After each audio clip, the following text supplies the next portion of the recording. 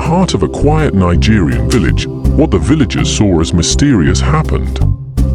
A young man traveled to a foreign land to study and returned as a woman. James, a bright and ambitious young man, was the pride of his parents and the entire community when at 20 he earned a scholarship to study in the United States of America.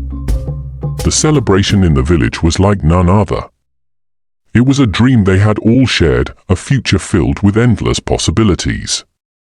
His parents saw him as their hope, their future, and the villagers whispered that James was destined for greatness. But America did more than broaden James' academic horizons. It enabled him to embrace parts of himself he had kept hidden even from himself. While excelling in his studies, James began to explore something far deeper.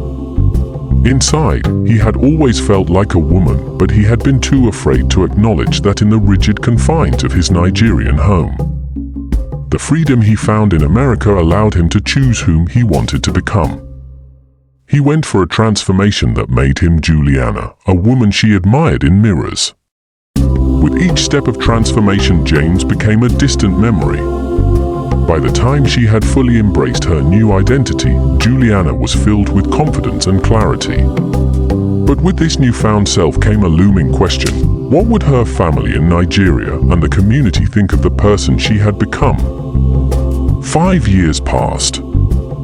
Juliana, now fully transitioned, decided it was time to return to her roots. She hoped that the love of her family would continue as it had always been, irrespective of the person he had chosen to become. As the plane descended into Nigeria, excitement mingled with a gnawing dread. She clutched her passport, glancing at the name, Juliana, as though it could protect her from what was to come. At the airport, her parents awaited her arrival with enthusiasm, but confusion clouded their faces when she stepped into view. They scanned the crowd, searching for James, the boy they had sent to America.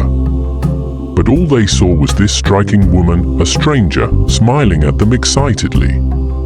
"Father! Mother! It's me, James! I am now Juliana," Juliana called out and went to embrace the parents. They retreated, looking at her. She started explaining what happened to her, but they hesitated as if their eyes couldn't reconcile the voice with the person standing before them. Her father's lips trembled. "That's not possible. We thought you were joking when you said it on the phone and sent pictures." Her mother clutched her chest, tears welling in her eyes as Juliana further explained what happened. "America has killed me," her mother exclaimed. Back in the village, Juliana's arrival was met with hushed whispers, stares, and disbelief. One elder stood before her, struggling to find words. "You left as James, our son. And now you return as he," his voice faltered, lost between grief and anger. "Juliana," she whispered, her heart sinking as she watched her parents' eyes darken with disappointment. "Let someone tell me I am dreaming," Juliana's father muttered, shaking his head in disbelief.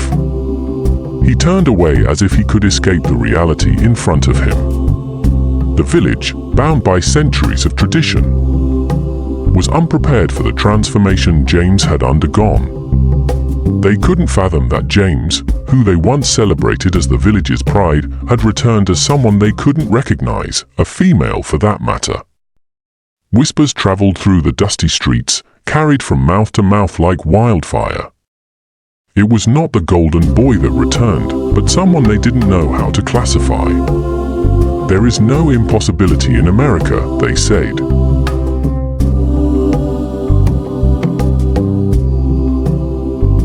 "The only thing America cannot do yet is to create a living person or raise someone from the dead," one man said. The next day, Juliana's father called her into the room, where her mother sat quietly, avoiding eye contact. "My child," her father began, the weight of tradition heavy in his voice, "I don't know how to address you now, but I need to speak plainly." Juliana listened, her hands in her lap. "Please explain to me what happened to you," the father said. "It's still a mystery to me."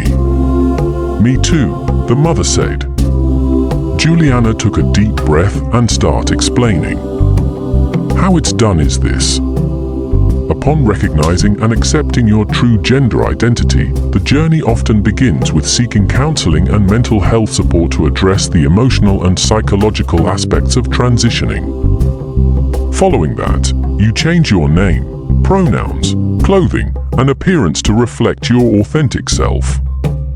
Next, you initiate hormone replacement therapy, which allows your body to develop feminine characteristics such as breast growth, fat redistribution, softer skin, and reduced body hair. Legal transition, which includes updating your name and gender marker on official documents to align with your new identity, then follows. You did all that? Her father asked, and Juliana nodded. America has killed me. The mother screamed, then demanded, "What about your voice?" Juliana replied, "Voice changes, hair removal, facial feminization surgery, and the removal of my penis and testicles. With construction of a vagina in their place, as well as breast augmentation, are all part of the gender-affirming surgeries I underwent." "Did you do them?" the father asked, and Juliana nodded again. "America has killed me," the mother screamed again.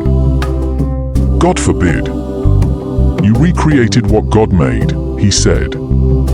Juliana's mother folded her arms, disbelief evident on her face as she watched. "See," her father said. "You may call yourself a woman now, but there are many implications to what you have done. Here, no man would marry you. To everyone, you are still James. No one will take you as a wife." Juliana looked straight.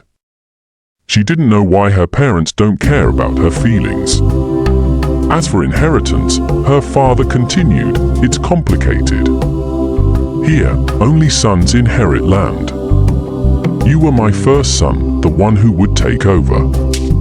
But as Juliana, you will receive nothing. It's not just about the land, it's about how things are done here." His words carried the weight of finality. "And the village women," Juliana's mother added, her voice barely a whisper. Her father sighed. "You know they won't accept her either. She is not fully one of them. They won't know what to make of her. She can't join their meetings. They will always wonder who she really is." Each word felt like a blow, but Juliana stood firm. She had prepared for this rejection, but hearing it from the people she loved the most was a pain she hadn't anticipated. Days passed, and the distance between Juliana and her family grew. She became a stranger in a place that once felt like home. Villagers come in their numbers to see her, the person who went to America as a man and returned as a woman. Her parents, despite their love for her, could not protect her from the scandal of the village. She saw the silent suffering in their eyes. One evening, Juliana announced her decision. "I have to go back to America," she said softly at the dinner table. Her mother's hand shook as she placed her spoon down. "You're leaving again," her voice broke. "I have to. There, I am accepted for who I am. I can live happily as Juliana." The words were painful, but she knew they were true. Her parents did not argue. In the deepest parts of their hearts, they knew this village could never give her the life she deserved. With heavy hearts, they nodded in reluctant acceptance. The day Juliana left was somber. She walked the same dusty path James had once traveled, but this time she was not the happy because she knew, deep down, she would never come back. As the plane lifted into the sky, she gazed out of the window, watching the land of her birth fade into the horizon. It was the end of one journey and the beginning of another. She had lost her family, her inheritance, and her place in the village, but in return, she had gained herself. In America, she would not be forced to hide as was in her village. There, she could be Juliana, free from the chains of tradition. And though her heart ached for what she had lost, she knew she was finally stepping into her truth. Thanks for watching. If you like the story, subscribe, share, and hit the notification bell for more.